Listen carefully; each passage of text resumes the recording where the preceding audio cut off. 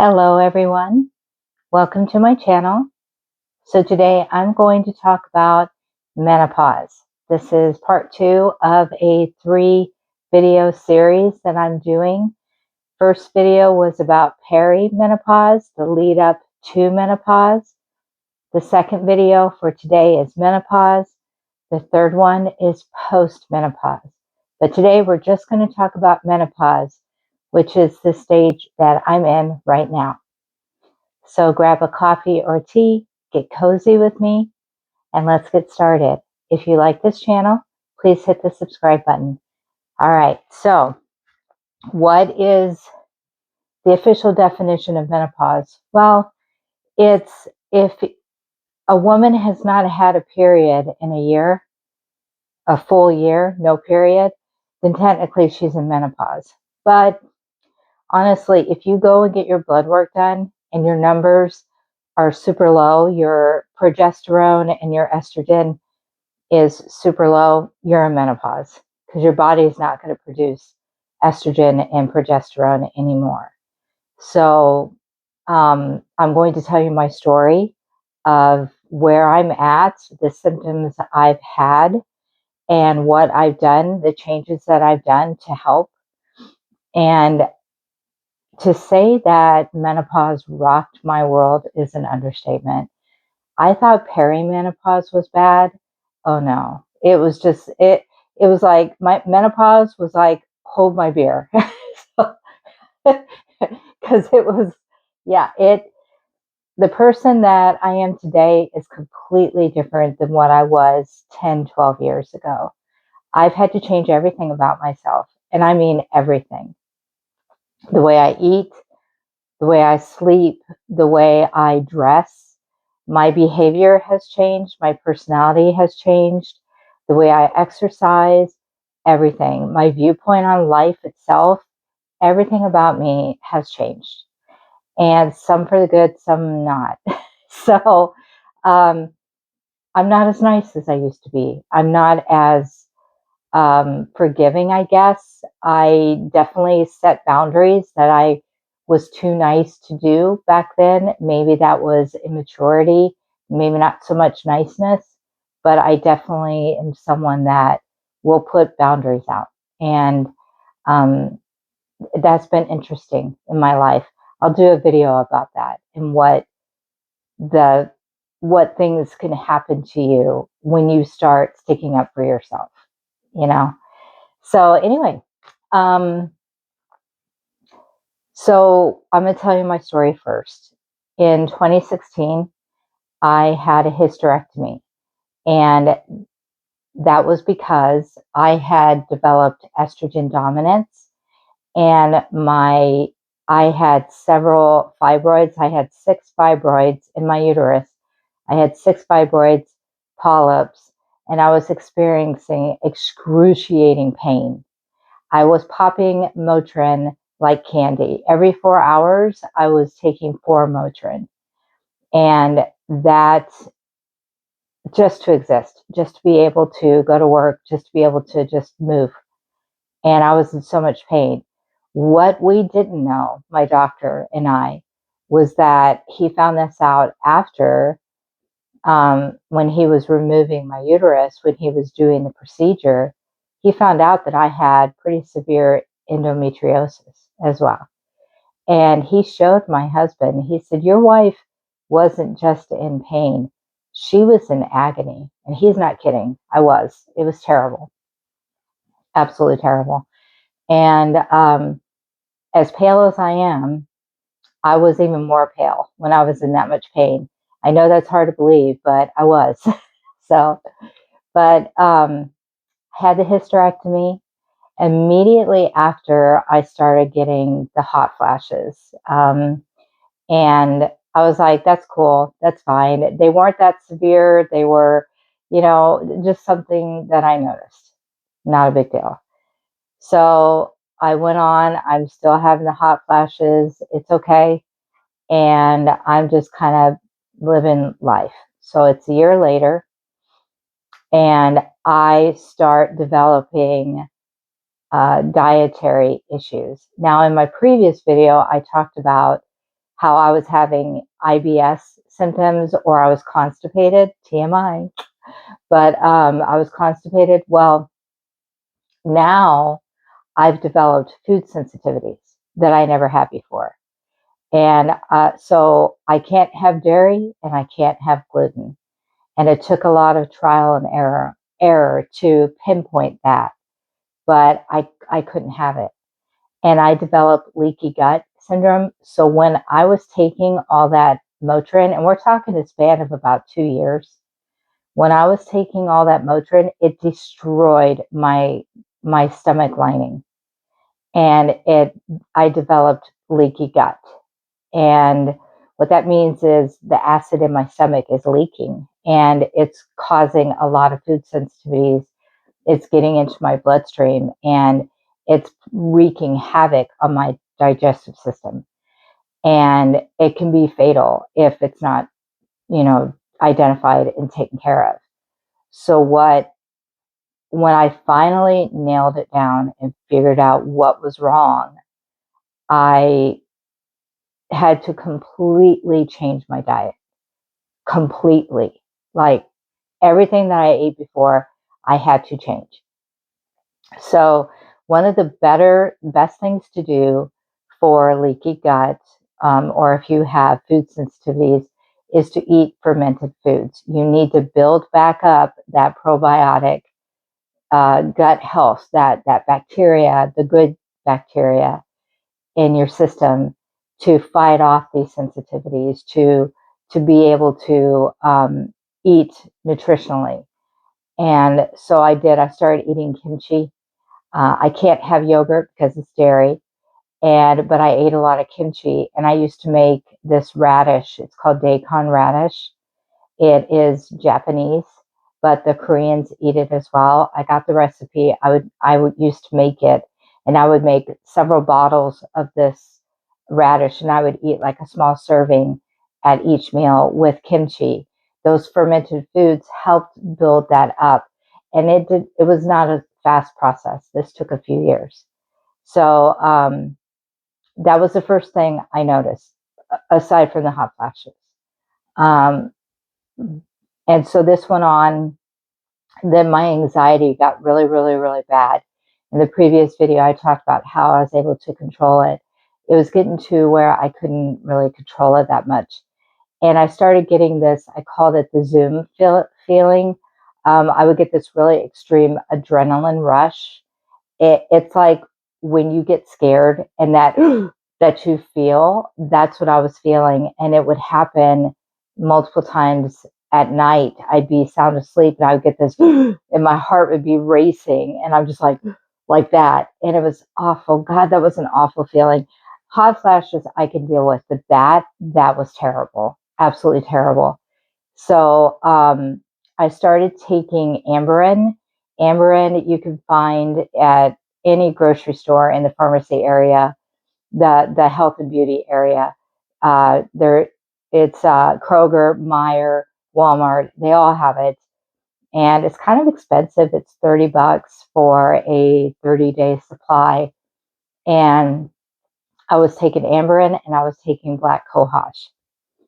Black cohosh is for the hot flashes. So my hot flashes decreased. I went from having about 20 to 30 a day to about 10.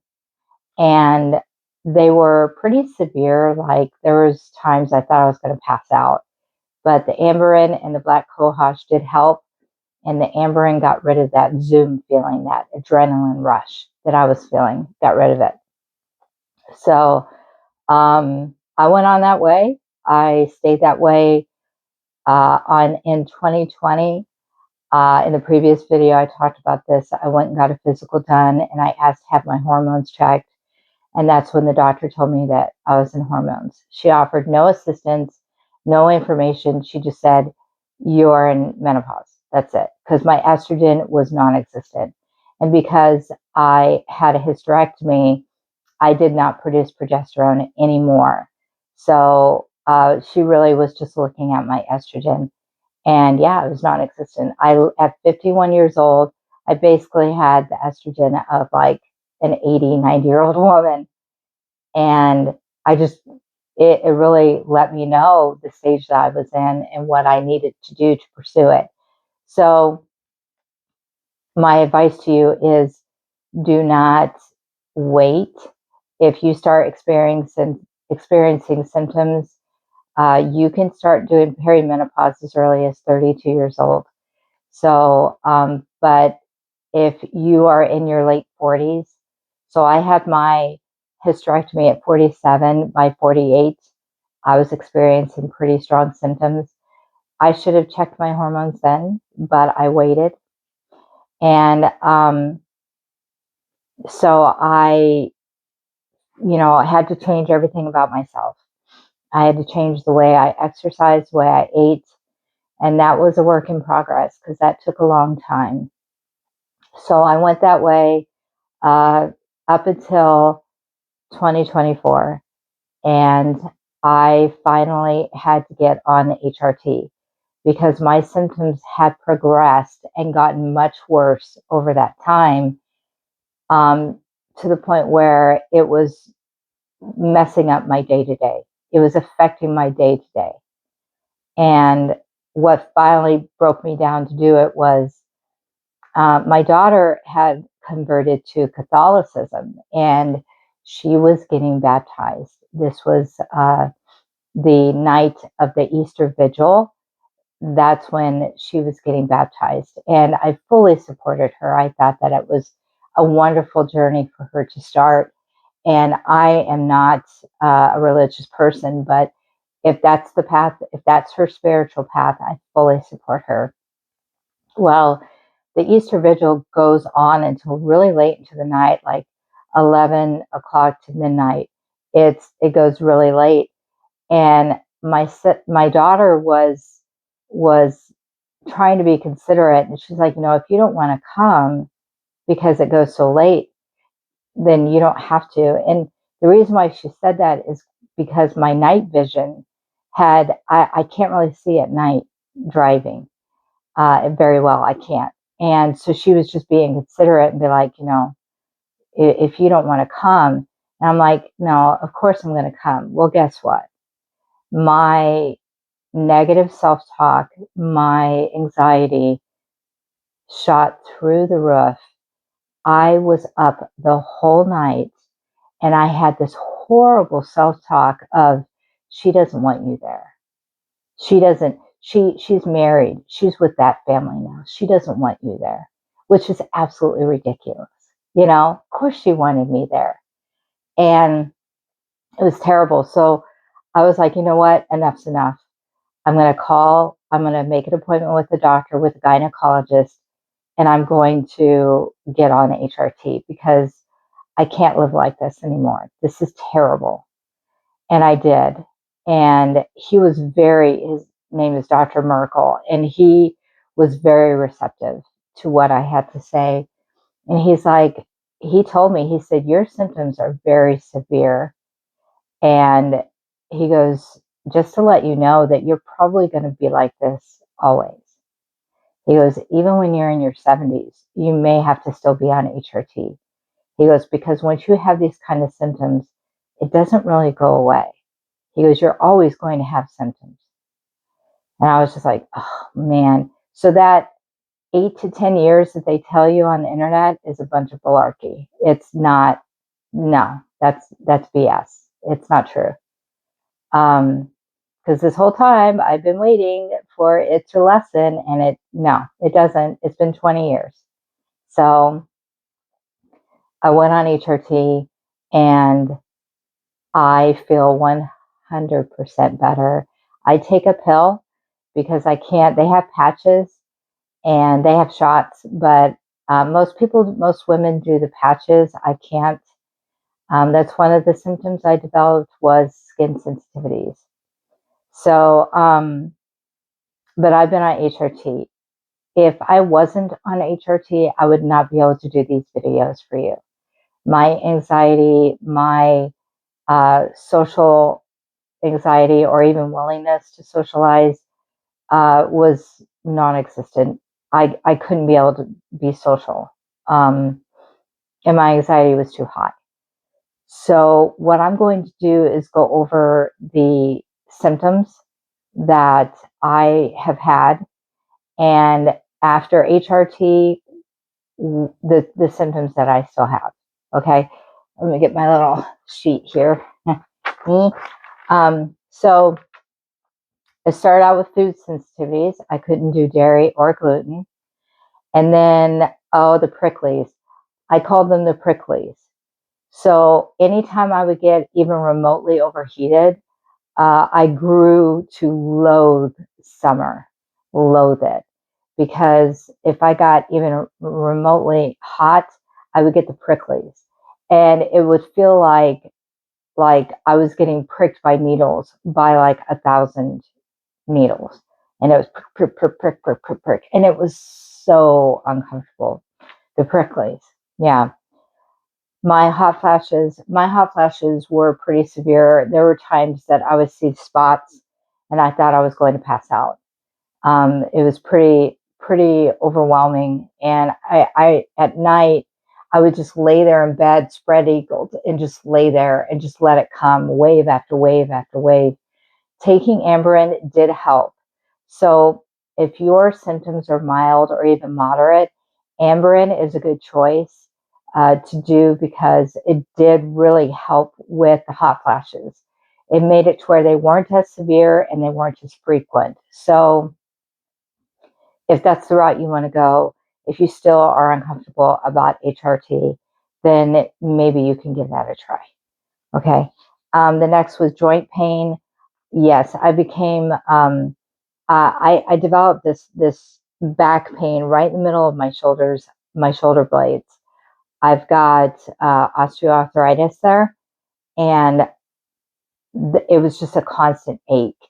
And my hips hurt, my back hurt. I just hurt. It was just really painful. Um, Chemical sensitivities. So I did a video about chronic pain. So about 2018, I developed chemical sensitivities. And so I had to completely change all the products that I use to more natural products because the chemical sensitivities made my whole body just throb in pain. I had a pain level of like 7 or 8. It was excruciating pain. By switching over my products to more natural, I dropped the pain level to a 1 or a 2. So it really was very effective. Um, Fear of driving. This has happened in the past 3 or 4 years. I developed a fear of driving my car. I've never been afraid of driving. I drove from Ohio to Texas and back by myself just fine, you know, but somehow, somewhere, I get anxious when I have to drive distance. Just this past July, I drove to Virginia to visit my friend Teresa and her family, and I rocked it. Like I rocked it. I did very, very well. So that really helped. So if you do have a fear of driving, drive. Just drive. Just do it. If you got to drive a distance, do it. Swallow that fear and do it. You will feel better. I did. I swallowed that fear, and because I was super anxious, I was a wreck. But I did it, and I rocked it, and I had a great time doing it too. It reminded me of my youth when I drove from Ohio to Missouri back in 1996. I was 27, and I remember those days of blasting my music, got my snacks, got my soda, and I'm rocking, Loved it. Great time. And it reminded me of that. It took me back to that. And do it. Just drive. Just do it. You're going to be okay. You've got the skill. You can do this. Okay. So anxiety. Yes, my anxiety came back full force. I did not go on antidepressant. No, I'm not going to do that. That is a temporary fix. That's a band-aid on a much larger problem. Okay. So you got to fix your hormones before you can fix your anxiety. All right. So I still have anxiety, but I can control it now that I'm on HRT. So hot flashes, yes, terrible. Dry eyes. My eyes got very dry. I was having to put drops in my eyes all the time, because my eyes were super, super dry. They're not that dry anymore. They still get like that on occasion, but it was like I used to have to have a humidifier on the desk next to me, because it was just my eyes were so dry. Vision changes. I had trouble night driving, but my eyes changed. I Back in 2001, I had LASIK surgery on my eyes, and in 2008, I was 40 years old. I had to start wearing glasses again. Menopause eyes. That's what it is. It was menopause eyes. And now that I'm on HRT, my vision is still a little bit blurry, but I'm doing much better. I can actually see better at night now. Yep. Weight gain. Yeah, I went from averaging at around 140 for years and years. My heaviest weight was 185 pounds. So I gained 45 pounds. And yeah, it was just almost immediate. I gained it right away. It was terrible. Uh, Foot cramps. So if you're getting cramping anywhere in your body, just a lot of cramping. So what I take every night, I take magnesium complex and potassium, and I have to do it every single night, because I start getting these foot cramps, and it's constant. It's pulses. It's not just a cramp and it goes away. It's cramp, cramp, cramp, cramp, cramp, cramp, cramp, cramp, cramp. And it happens all night long, and it does not let up. So I take magnesium complex and potassium to help with that. Um, Going to the bathroom at night, I was having to go pee 6 to 8 times a night.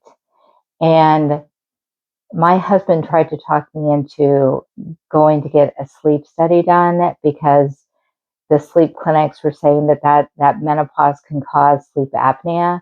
Sweetie, no. Menopause can cause you to pee a lot to where you don't get enough sleep.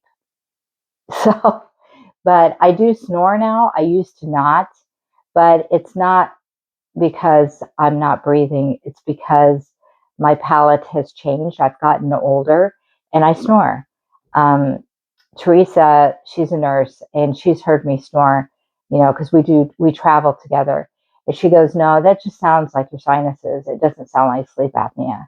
I'm not gasping for air." And so I refuse to do it. And now that I'm on HRT, I don't really snore as badly as I was. And I don't have to get up and go to the bathroom 6 to 8 times a night. I usually go about once or twice. That immediately within a few days, I saw a noticeable and felt a noticeable difference. Um, Sleep disturbance, because I was having to go to the bathroom, and I was having trouble sleeping because my body hurt and my hot flashes. Acid reflux. Yes, I started getting, because of my food sensitivities, I was getting like really, really bad acid reflux. I was taking Prilosec every night, every day. I was taking Prilosec, and it was terrible. It was awful. So building up my gut by eating fermented foods. If you're not sensitive to dairy, then have the yogurt unsweetened. That way you don't get all that sugar. Um, but yeah, fermented foods really helped me build that up. And then plus being on HRT. So now I'm at the stage where I can have gluten and dairy in very, very small amounts. The gluten it affects inflammation. It makes me inflamed. I get kind of swollen a little bit, whereas dairy affects my digestion. I get diarrhea from it.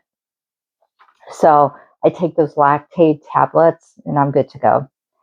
I can't drink alcohol, no alcohol, just 1 or 2 alcohol, and I will get very, very sick, very sick. I cannot have alcohol, which is not a big deal. I wasn't much of a drinker anyway, so I don't care. But no, I can't have alcohol. It makes me sick. Crohn's hump. I developed a hump back here. right here at the base of my neck. And that's a symptom of menopause. Vaginal dryness, yes. I became very dry, and I would develop little sores down there, and that's from the rubbing. And what I recommend is take a probiotic for that. And then body odor, I funked. I had a smell. That has since gone away, thank goodness. But the deodorant I was using was no longer effective. I was using just regular Secret, but that was something that has chemicals in it. Couldn't use it, so I switched over to Native for sensitive skin. Worked out very well. I'm trying to speed it up because this is becoming a long video. I apologize. Um, Sweating, I would sweat like crazy. I never used to be someone that would sweat, but I would like stain my armpit shirts. I don't know how many shirts I threw away because of the sweating. Um, and then metal allergy. I've always been allergic to nickel. That's why you never see me with earrings or necklaces, because I am allergic to metal. That's why I like brooches, because I can wear them on my clothes. But I cannot do metal. I found that out, let's see, back in 2020, I had an implant put in my tooth, an implant, and it was titanium, and I had a major reaction to it. I had a fever. I was very, very sick. I had a dentist that was a complete jerk that would not listen to me. Sent me to an oral surgeon that demanded that that thing be taken out. The minute it was taken out, I was fine. So in 2023, I broke my ankle, and I had to have a metal plate in it. And I told them I can't do titanium, so they put in stainless steel. I was good to go for about 5 months, and then I got really, really sick. My ankle was throbbing, it was swollen, it was red. I had a fever, I was very weak, and I recognized those symptoms from when I had that implant. Fortunately, this doctor listened, and after 6 months, I had fully healed. So he removed the metal. Within an hour, I was just fine. So yeah, metal allergy I developed. I cannot do any kind of metal. And what happened with the plate, the stainless steel, I believe that the plate itself oxidized, and it started exposing the alloys that are in it to make it stronger, which one of the alloys is nickel. And so that's what was causing me. That's why it didn't make me sick right away. Yeah, I think it just kind of, the coating on the metal, it kind of oxidized, and yeah, that's how I developed my sensitivities. So they took it out. I instantly felt better. So those are my symptoms. So if you have been, you've gotten the blood work done, and it does say that your estrogen is super low, your progesterone is super low, you haven't had a hysterectomy, and you are interested in HRT, just to let you know, if you haven't had a hysterectomy, you will have to be on estrogen and progesterone. Those have to be even, and it takes effort to get the right dosage for you, but it's worth it. HRT is not dangerous. Those reports, it was not true, and HRT is not dangerous. There is more estrogen and progesterone in a birth control pill than there is in HRT. It saved my life. Like, I'm back to, a lot of my behaviors are pretty similar to what I used to be.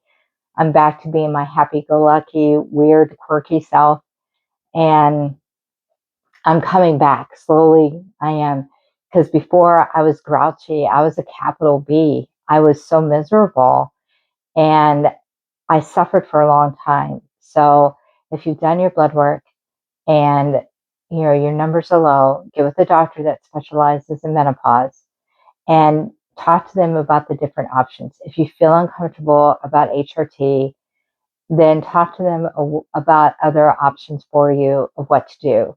There's supplements, there's herbs, things like that that you can take. I took Amberin and black cohosh. It was working until it didn't. So talk to them about dietary changes, about exercise, um, things like that. Oh, another symptom was exercise intolerance. I can't do major workouts like I used to be able to. So yeah, and it's been 2 years that I've been on HRT, and I love it. I'm doing so well. It's a little bitty pill that I take once a day, and I feel so much better. And because of my insurance, a 3-month supply is $7, and I was paying $30 for the Amberin, so I'm saving money too. But if you don't feel comfortable with that, talk to a doctor that specializes in menopause to uh, find different options for you on what's going to help you. Okay. But it is trial and error to get what you want. If you do want to do HRT, for me, it's saved me. I highly recommend it. But if that's not what you want to do, then talk to your doctor about it. Okay. So that is it for my video. I apologize for it being so long, but I really wanted to just go over everything symptoms that I was experiencing. The symptoms I still have now, the hot flashes are gone. My vision has gotten better. I still have food sensitivities, but they're not as severe. I don't have the pricklies anymore. My weight has gone down. I'm at 157, and I'm able to do moderate exercise. I can't do the hour-long sessions that I used to be able to, but it's gotten better. I still have some joint pain. It's not as bad. My Crohn's hump is not as bad. It's lessened, and because I do exercise, so it's gone down quite a bit. Uh, and I don't have the joint pain that I used to have. But I really think it has a lot to do with I've changed the way I eat, I exercise, and I make sure that I go to bed at 9 o'clock. No, every day of the week. I always go to bed at 9 o'clock. I used to be a night owl. I used to be able to stay up till like midnight, and I would sleep in, and now I can't do that anymore. So I go to bed at 9 o'clock, and I do feel 100% better for me to be able to do these videos for you. A few years ago, there's no way. There's no way I would have been able to do it. I certainly wouldn't have been looking the way I do. I would have been like, oh, here's the video, you know? I would have been like that. So anyway, so that's it for my video. Next week, I'm going to tell you a story. And then the week after that, I will do the third video, and it will be about postmenopause. And we'll discuss everything about that. So that's it. That's all I have. Take care. Be well. Thank you so much for watching. Hit the subscribe button and the like button, and I will see you next week. Bye-bye.